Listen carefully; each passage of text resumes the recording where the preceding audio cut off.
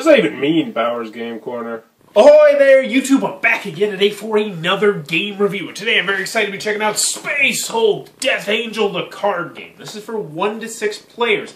It is for ages 13 and up. It'll take you about 30 to 60 minutes to play. It's from Fantasy Flight Games, and in this game you'll be playing as Space Marines with big muscles and big guns trying to shoot all the aliens. You're going to be working together cooperatively, moving around the spaceship, trying to kill all the aliens before they kill off you. Sound intriguing? Let's open it up and see how it plays. Alrighty then, so we're going to take a look at what you're going to get inside a Space Hulk Death Angel, the card game. Now, I do want to mention, this is a pretty complex game to understand. The gameplay itself is not complex, but learning the game will take you a little bit to figure it out. So let's get going. First, we got our handy dandy rule booklet. It is 32 pages, double-sided, full color, and it does its job very well. This is not the easiest game to teach, but this rule booklet, if you read it once, you probably have to read it twice, will get you going and on your feet. Now in front of you, I have a solo game set up. It's for 1 to 6 players, this game is. It's completely cooperative. And I will say the experience does definitely differ when you're playing with more players as opposed to less players, but I'll get more into that in the review part of it. But we're going to go over exactly what everything is on here, then we'll go through a real quick mock hand so you can see how everything works. Now first and foremost, let's start up with right in the middle. These are going to be your Space Marines, and each person is going to pick one of these little tokens. Now these little tokens, well, as you can see, will tell you which color Space Marine you have. So everyone is going to just randomly pick them because each group of Space Marines do have their own unique special abilities. You'll pick them, and as you can see, I got purple, yellow, and gray, or whatever color this is, which means you are going to gain those Space Marines, and we'll zoom in on one. This is double-sided. So this is Brother Dino, range 2 attack, blah, blah, blah. This is all flavor text, doesn't really matter. And, as I said, it's double-sided. But the important thing you need to notice is the range 2 attack. That means he's going to be able to attack the Gene Stealers, which are the bad guys, the aliens, from 2 spots away. So essentially, this guy can attack here, here, or here. Well, he can attack pretty much from here all the way up to there. So he's got a pretty good range. Whereas this guy right here, he has a range of 0. So he's essentially getting in there and he is brawling. So that's big. This is going to be here, and when you lose all your Space Marines, when all your Space Marines die, that will be the end of the game, which will happen quite frequently. Next, what you're going to do is you're going to gain your 3 cards, or your 3, I don't know what they're called, I think action cards. So as you can see, we have 9 cards grand total that we're playing with here. We got the purple, yellow, and that. And we'll take a look just at the purple cards.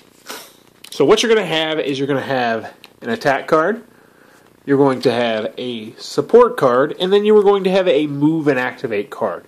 And on your turn, you are going to get to use one and only one of these special abilities. So if you choose the attack, all your purple guys can attack if they're eligible to attack.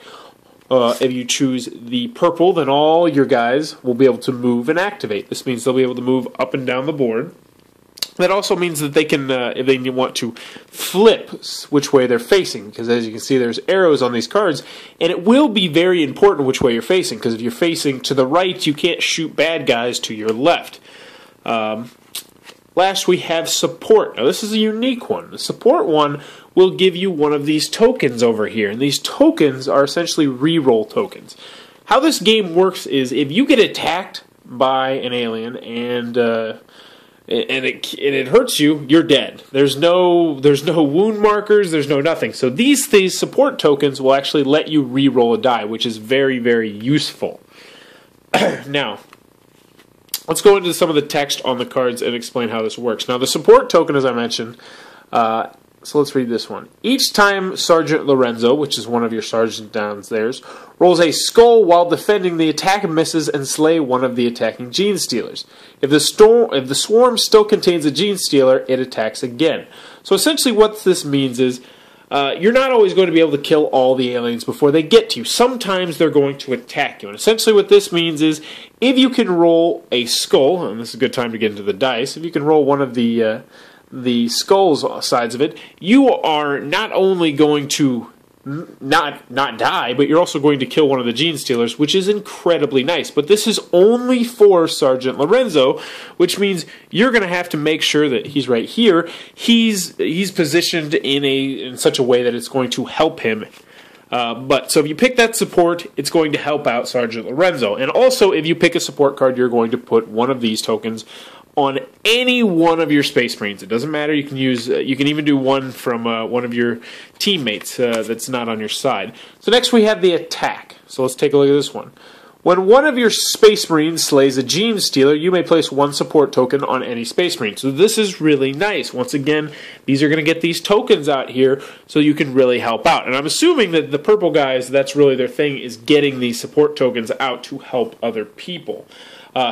So attack also means that you can attack, obviously, and that means all of your purple guys, both your purple guys, I should say, are eligible to attack this round. Whereas normally, if you don't choose attack, then you can attack, which kind of stinks, but it's the way the game is played.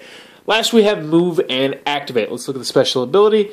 After resolving this card's action, you may roll a die. Shuffle that many Gene Stealer cards of your choice engaged with your Space Marine into the smallest blip pile.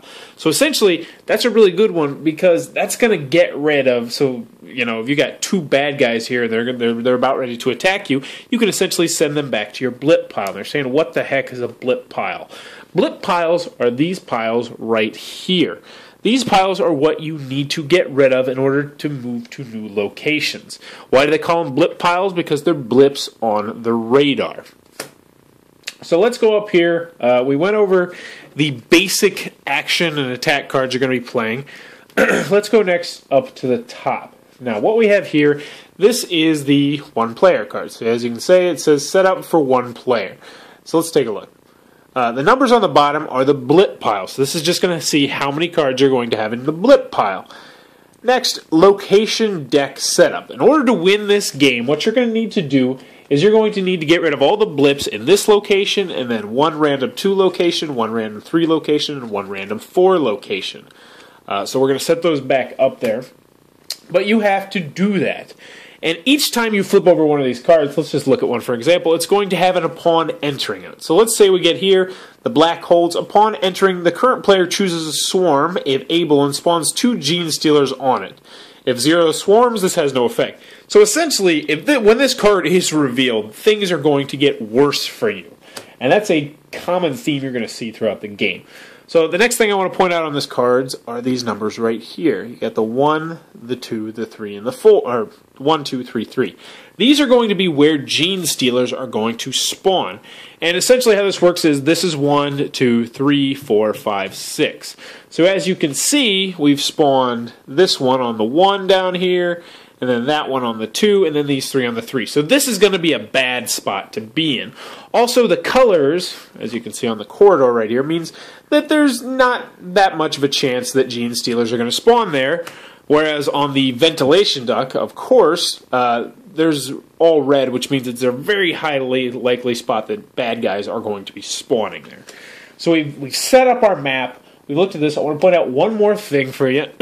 This 2 and this 1. Essentially, this means if a Gene Stealer, if the bad guys spawn and it's a regular spawn, there's only going to be one bad guy. If it's a bad spawn, it means there's going to be 2 guys spawning there. But let's look at an action card so I can show you exactly what that means. So when you start the game up, what you're going to do is you're going to draw one of these cards, and you're going to ignore the text on it for right now, and you're going to focus down here on the bottom. So essentially what's going to happen is we're going to have one major spawn on red and one major spawn on orange because they're both yellow. So that means 2 cards are going to go to red, 2 cards are going to go to orange. So we'll take 2 of our bad guy cards from the blip piles. Now one thing is, for the red over here, we're going to take 2 from this blip pile, and likewise for the orange, we're going to take 2 from this blip pile because you have to take the blips from the side that they are on. So if this one were to spawn one guy, you'd have to take it from this blip pile.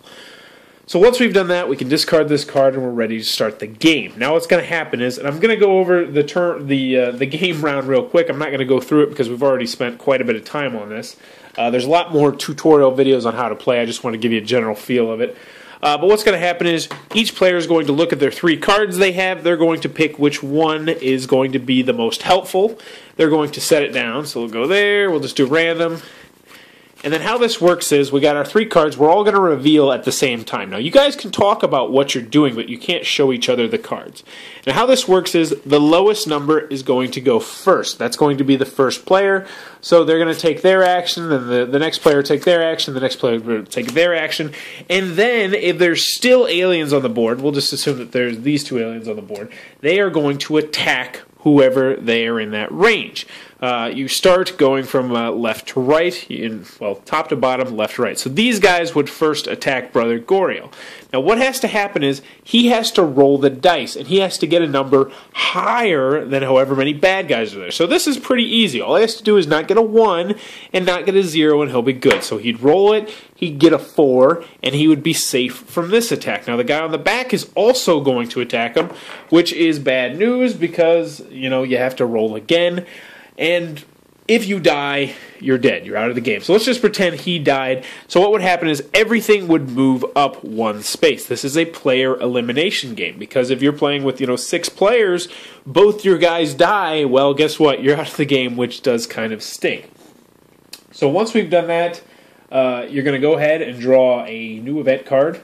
One thing I forgot to mention that's very important is you can never use the same 2 cards twice. So what these are, we're going to set those over to the side over there. So next time you choose which card you want to play, you're only going to have 2 options instead of 3 options. So you have to be very careful about when and what position you play your cards. So once we've done that, you're going to go back, you're going to draw another event card, you're going to read it off, and instinct, this is one aspect I liked about the game, this means that the first player has to choose this. So choose a Space Marine that has at least 1 support token, and discard one support token from him and 1 Gene Stealer engaged with him. Now what instinct means is you have to decide, and this is one aspect I really enjoyed, but I'll get more into that later, that you decide, you don't tell anyone about what you just read, you decide right then and there, so there's no quarterbacking. But anywho, I hope this wasn't too confusing. But you're going to play until you can successfully get to the final spot and kill all the aliens in the blip piles, or successfully complete your win condition, which will be on every final card, or once all your guys are eliminated. And that is how Space Hulk Death Angel, the card game, is played. Alright then, Space Hulk Death Angel, the card game from Fantasy Flight Games. What are my final thoughts? Let's go over the pros, let's go over the cons. First, on the con side, the game is really freaking hard. Wow. It will kick you in the face over and over and over and over again, and there's some games where you won't even feel like you have a chance 5 minutes in. You will just get your teeth knocked in. It is that kind of difficult card game, which is not going to be for everybody. Also, it is cooperative, which is not everybody's cup of tea. And one pet peeve I have was that the cards, a lot of them look the same. Like, some of the backgrounds really kind of mesh together, and you're like, wait, that's that card. And you're like, that's why I couldn't find this. And that was really annoying. The last pet peeve that some people are going to have is that it is a player elimination game. You can't be eliminated from the game, which some people absolutely loathe. Moving on to the pros, though, Space Hulk Death Angel, the card game, is fantastic. It is one of my favorite games, period. Now, it doesn't hit the table nearly as often as I would like, but when it does, it normally hits about 2 or 3 times in a 1-week span, just because I'm like, oh, I forgot how much I love this game. What do I love about it? I love the cooperative aspect of this game. I love it and the great thing is, this game is one of my favorite solo games, period, ever. Now, it's not my favorite ever, but it is a very, very good solo game that I absolutely can recommend. And if you are a solo gamer, you need to have this game because it's fantastic. But with 6 players, it's also great too. There's a sense of urgency. With 3 players, it's great. With 4 players, it's great. With every single number, I really enjoy this game, which is something I really like about it. Also, next, I really liked the theme in the game. I really felt it came across really well. That's one thing that's really important to me, especially in solo games, is that the theme is there. I don't want to play a boring solo game where it's like, oh, I'm trying to do this, And this one, it's like, it's tense. It's like, oh god, I gotta make these decisions. What am I gonna do? Do I want to shoot this guy, or do I need to give this guy a defense token, a support token? What am I going to do? Last but not least, I love the difficulty of the game. Now, I mentioned this in the cons because some people are a little flimsy who don't like tough games. I like getting kicked in the face by my game. I like losing in 12 minutes and saying, let's do it again. Let's get punched in the face again. I love it. Space Hulk Death Angel, the card game, is a must-buy if you enjoy really difficult games. It is a must-buy if you enjoy cooperative games. It is a must-buy if you are a solo gamer. Overall, it is a fantastic game that I think everybody needs to try. If you enjoyed this review, please be sure to subscribe to my channel. Thanks for your time, YouTube.